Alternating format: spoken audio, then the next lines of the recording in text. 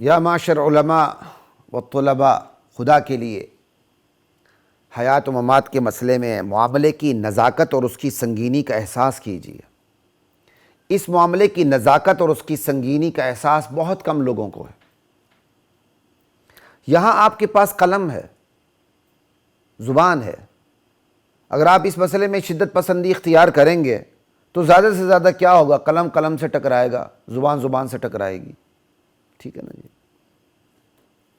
مگر جن کے ہاتھوں میں براہ راست تلوار ہے، کلاشنکوف ہے، ان میں یہ مسئلہ سر اٹھائے تو پھر تلوار تلوار سے ٹکرائے گی، قلم قلم سے نہیں، زبان زبان سے نہیں، تلوار تلوار سے ٹکرائے گی۔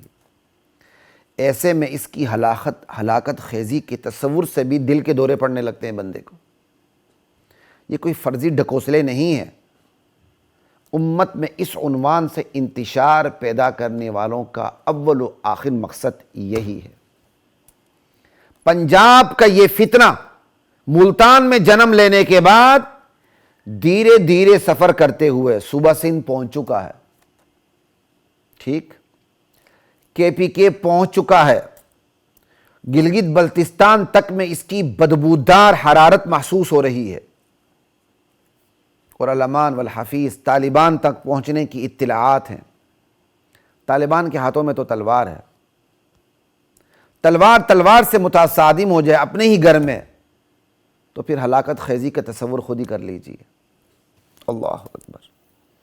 اپنی خارش کو آرام دینے اور اپنی تحقیقی کھرک کا مزہ بانٹنے کے شوق میں ہم پوری امت کو داؤ پر لگانے کے لیے تیار ہو چکے ہیں۔ اللہ ہماری حفاظت فرمائے۔ اور بعض اطلاعات تو یہ ہیں کہ بعض جگہوں پر خون بھی ہو چکا ہے اس مسئلے میں۔ ہم اس مسئلے کو آسان سمجھتے ہیں، تھوڑی سی فکر کر لیں۔